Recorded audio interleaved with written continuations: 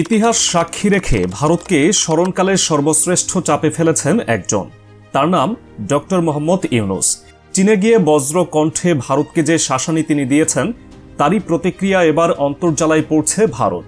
এর প্রেক্ষিতে বাংলাদেশের রপ্তানি পণ্যের জন্য ভারতীয় স্থলবন্দর ব্যবহার করে তৃতীয় দেশে পাঠানোর ট্রানজিট সুবিধা বাতিল করেছে দেশটি।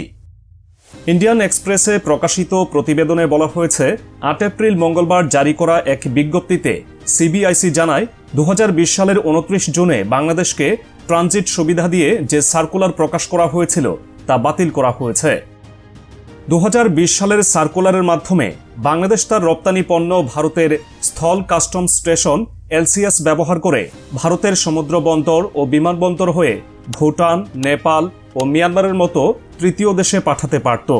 ইন্ডিয়ান এক্সপ্রেস বলছে, এর আওতায় বাংলাদেশি রপ্তানিকারকদের খরচ ও সময় অনেক কমে আসত।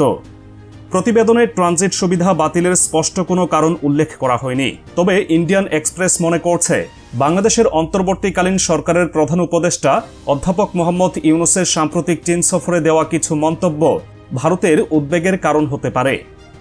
প্রধান উপদেষ্টা চীনা ব্যবসায়ীদের উদ্দেশ্যে দেওয়া বক্তব্যে সে সময় বলেছিলেন, ভারতের উত্তর পূর্বের ৭টি রাজ্য ভূমিবেষ্টিত। আমরা এই অঞ্চলের জন্য সমুদ্রের একমাত্র অভিভাবক। এটি একটি বিশাল সুযোগের দ্বার উন্মোচিত করেছে। এটি চীনা অর্থনীতির একটি সম্প্রসারণ হয়ে উঠতে পারে। এই মন্তব্য ভারতের কূটনৈতিক মহলে প্রতিক্রিয়া সৃষ্টি করেছে। আসামের মুখ্যমন্ত্রী হিমন্ত বিশ্ব শর্মা একে অত্যন্ত আপত্তিকর এবং সার্বভৌমত্বের প্রতি হুমকি হিসেবে বর্ণনা করেছেন।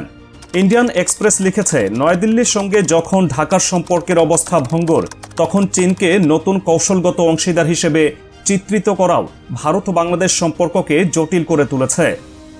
ট্রানজিট সুবিধা বাতিলের ফলে বাংলাদেশের রপ্তানিকারকদের খরচ ও সময় বৃদ্ধি পাবে।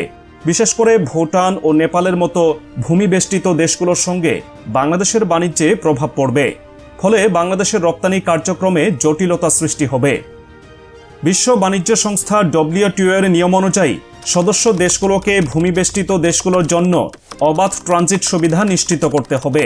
১৯৯৪ সালে সংস্থাটি জারি করা general agreement on tariffs and trade GATT এর অনুচ্ছেদ ৫ অনুসারে সব সদস্যকে স্থলবেষ্টিত দেশগুলোতে পণ্য পরিবহনের জন্য ট্রানজিট প্রদান করতে হবে। এতে কোনো নির্দিষ্ট সীমা দেওয়া যাবে না এবং পরিবহন শুল্কের আওতায় ফেলা যাবে না। ফলে ভারতের এই সিদ্ধান্ত নেপাল ও ভুটানের ক্ষেত্রে WTO এর নিয়মাবলীর সঙ্গে সাংঘর্ষিক বলে মনে করছেন বিশেষজ্ঞরা।